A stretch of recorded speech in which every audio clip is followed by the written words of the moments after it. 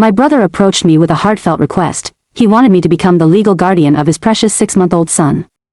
Given the gravity of the situation, I insisted that his wife undergo a paternity test before I could take on the responsibility of being their child's guardian.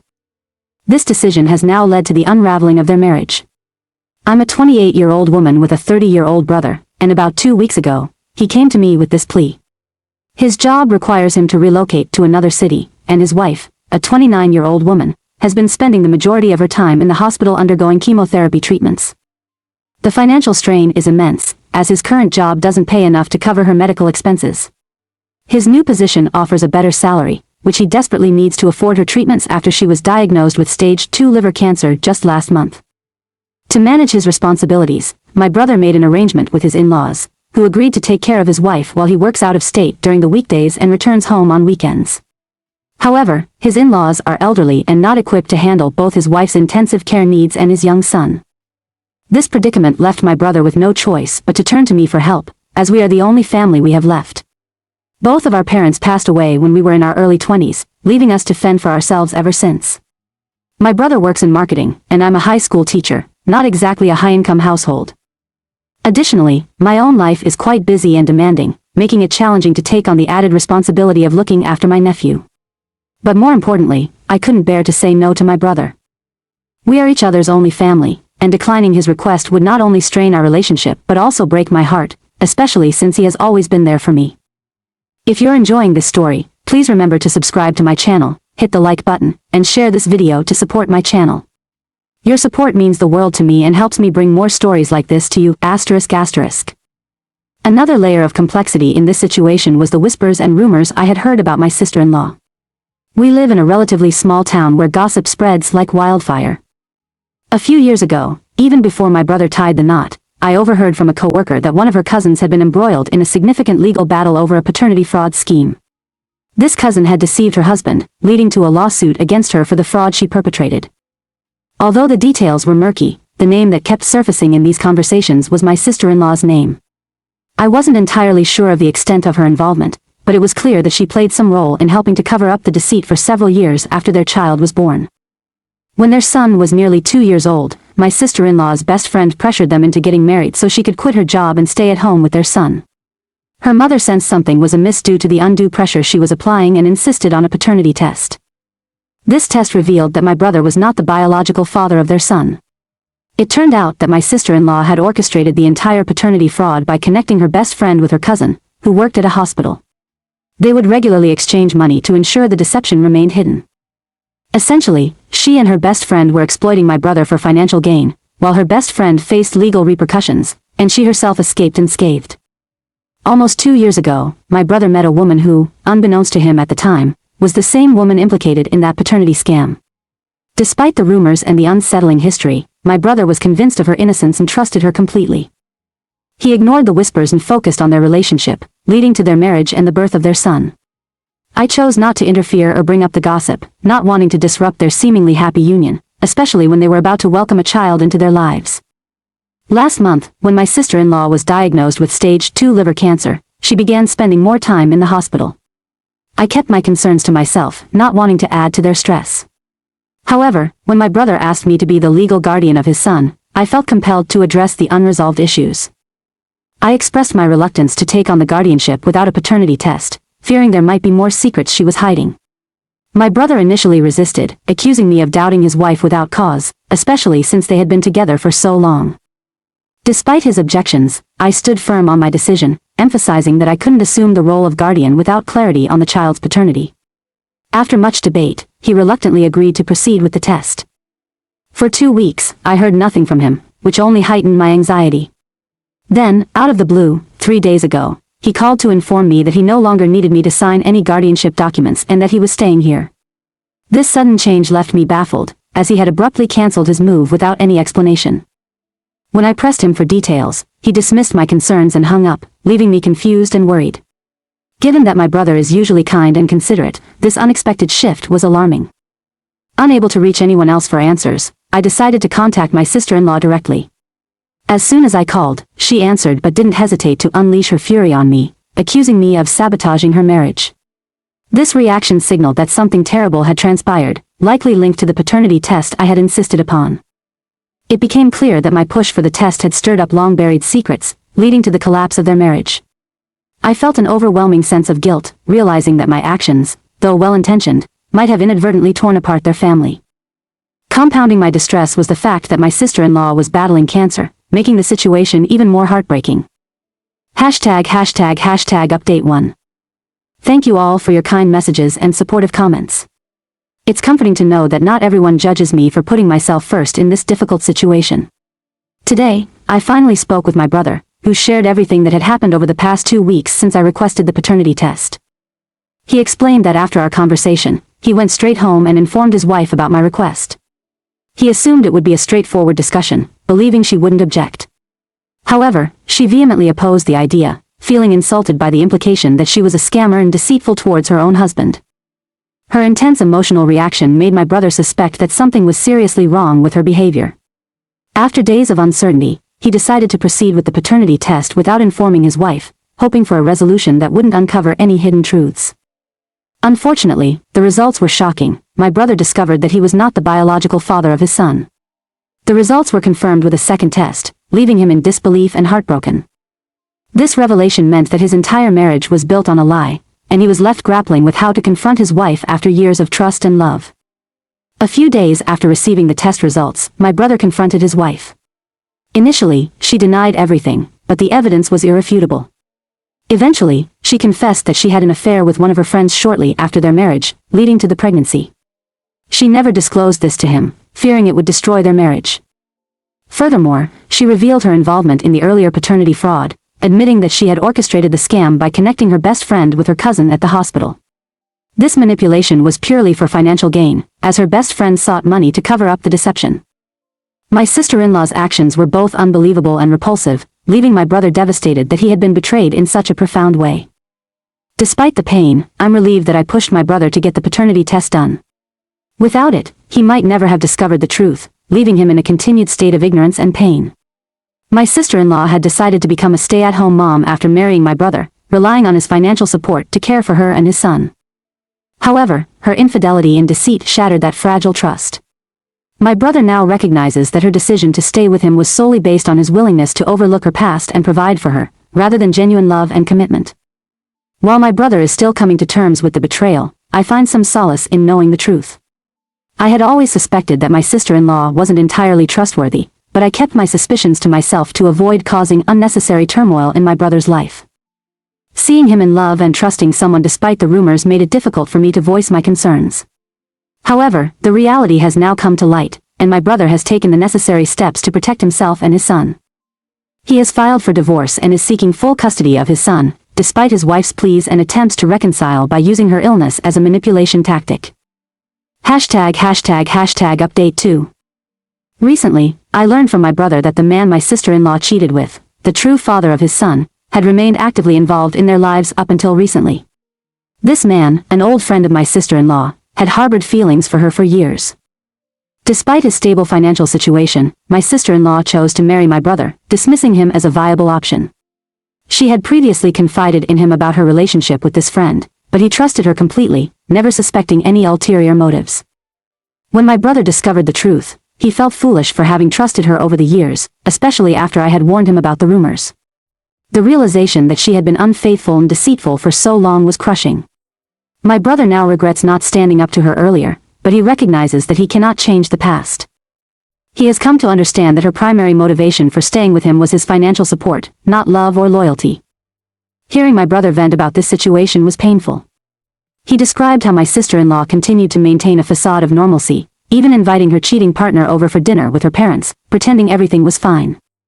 This betrayal has left him heartbroken and struggling to envision a future where he can rebuild his life and trust. Despite his wife's cancer and her desperate attempts to seek forgiveness, my brother knows he deserves better. He is determined to move forward, focusing on providing a stable and loving environment for his son, free from deceit and manipulation. Reflecting on this ordeal, I feel immense guilt for not being more proactive in preventing this tragedy. If only I had been more forceful in expressing my doubts, perhaps my brother wouldn't be enduring this emotional turmoil.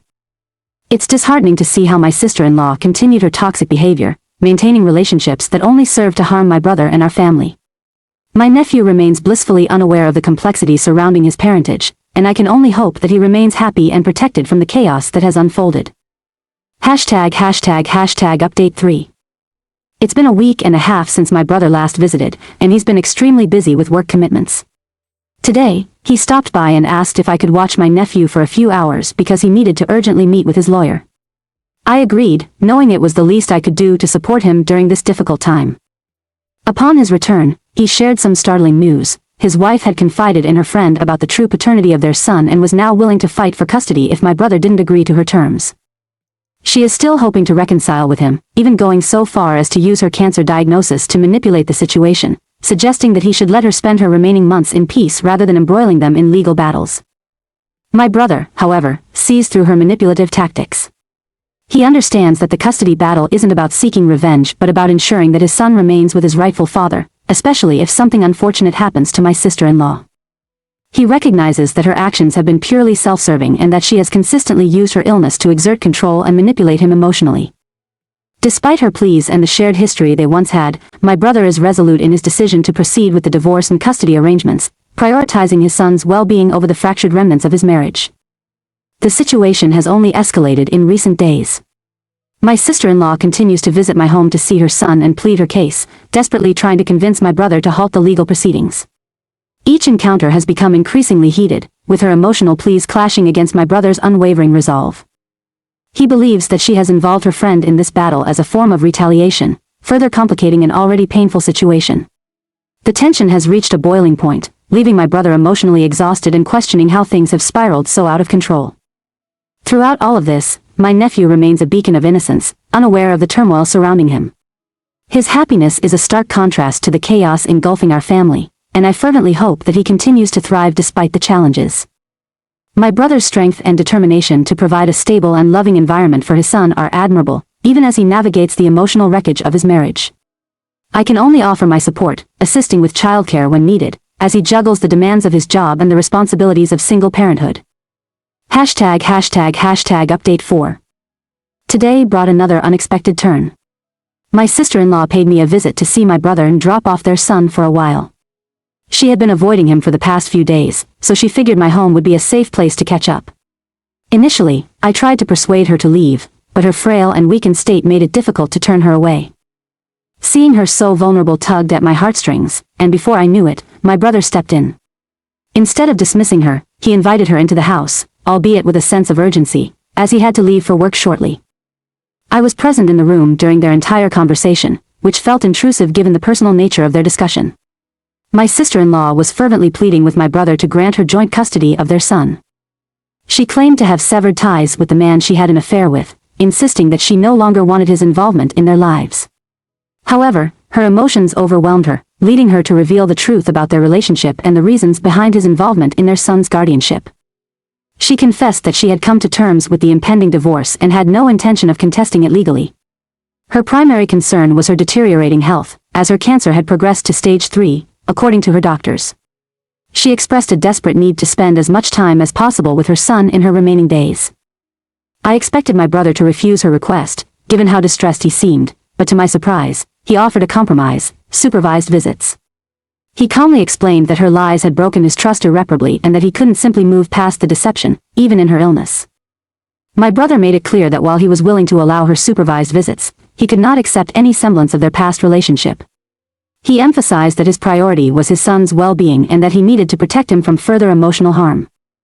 My sister-in-law, though visibly upset, eventually agreed to the arrangement, recognizing that it was the most she could hope for under the circumstances. This agreement, while not ideal, was a step towards finalizing their divorce and establishing a clear, albeit strained, boundary between them. As I reflect on these events, I remain hopeful for my brother and his son.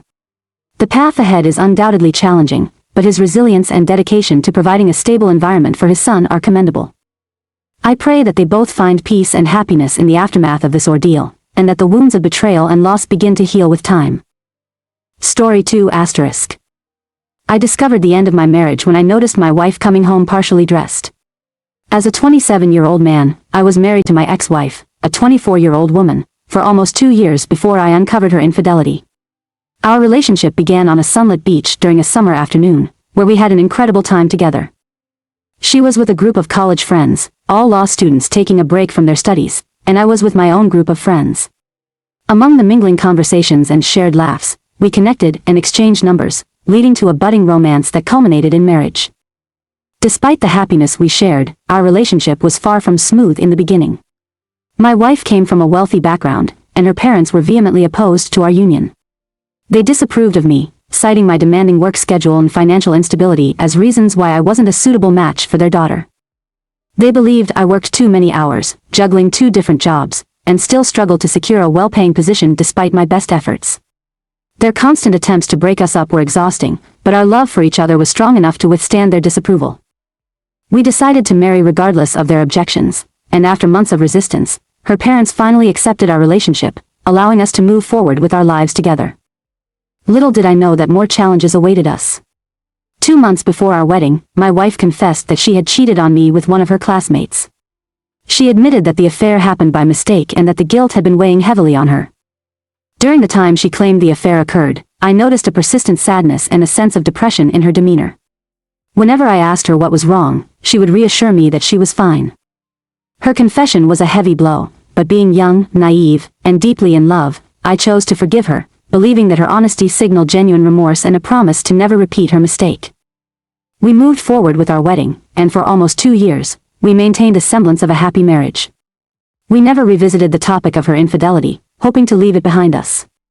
However, the memory lingered in my mind, and I couldn't fully shake the feeling that she might still be seeing her former classmate behind my back. This lingering doubt began to affect our relationship, making me question whether I was still holding on to the past instead of embracing our present and future together. Determined to move past these insecurities, I spent an entire year working on our relationship. I started making small gestures of love, like preparing breakfast in bed and cooking dinners, trying to rekindle the romance and trust we once had. My ultimate plan was to create a memorable experience for our 2nd anniversary, something special to reaffirm our commitment to each other. I meticulously planned every detail, including a beautiful dress for her and matching accessories to complement her look. On the day of our anniversary, I returned home early from work, eager to surprise her with the romantic evening I had orchestrated. However, as the evening approached, she didn't return home as expected. When I called to check on her, she claimed that one of her professors had scheduled an impromptu class that she couldn't miss, especially since attending was tied to her academic performance. I felt a pang of disappointment but didn't argue, assuming that on such a special occasion, she wouldn't want to miss our celebration. Yet, an unsettling feeling crept over me, prompting me to take a closer look at her recent activities. To find peace with myself, I decided to check her Snapchat location. At first, I couldn't believe my eyes. The location was different from where she was supposed to be at school. After verifying the location multiple times, I realized with growing dread that my wife had been lying to me once again. Without wasting a moment, I headed to the unfamiliar location, which immediately struck me as the same apartment where her classmate, with whom she had the affair before our marriage, resided. Filled with anger and heartbreak, I contemplated confronting her directly, feeling as though my heart was breaking. Instead, I devised a plan to catch her in the act by involving her parents. I called her parents, knowing they would come to her aid, and together, we went to the apartment to surprise her on our anniversary. As we knocked on the door, her lover opened it, and her parents rushed in, witnessing her walk into the house completely naked. Her father immediately called her name, and her mother pushed her aside, confronting her with a mix of anger and disbelief. The scene that unfolded was chaotic and emotionally charged. Her mother screamed and questioned her, while her father stood in stunned silence as she covered herself with sheets. I remained silent, choosing not to say much but to tell her that our marriage was over and that her repeated infidelities were to blame for our downfall. She seemed confused and didn't comprehend the finality of my decision. After witnessing the confrontation, I left the scene without offering any further explanations, leaving her to deal with the aftermath of her actions. Later that week, she returned home to discuss what had happened, but I refused to engage. She began gathering her belongings and left our home without pressing for an explanation. In the days that followed, I didn't know what to think or how to process her sudden departure. Before she left, I had already contacted a divorce lawyer, and once the papers were ready, she signed them without hesitation. To this day, I still question whether she ever truly loved me or was merely enjoying the power dynamics with her parents. The last time I checked her Facebook, she posted a seemingly affectionate photo with a mushy caption, which only fueled my anger and led me to block her immediately. Moving on from the heartbreak, I realized that dwelling on the past and my wife's infidelity would only hinder my ability to find happiness again. I made a conscious decision to focus on myself and my future, understanding that holding on to resentment and sadness wasn't serving me. Witnessing her happiness on social media made me feel foolish for clinging to the past, but I knew deep down that letting go was the right choice. I've since moved on faster than I ever expected, recognizing that we all have the power to control our emotions and that allowing myself to feel miserable over a cheating spouse was never an option. Now, my focus is solely on rebuilding my life and ensuring that I create a future filled with love, trust, and happiness. I've learned valuable lessons about trust, forgiveness, and the importance of self-respect.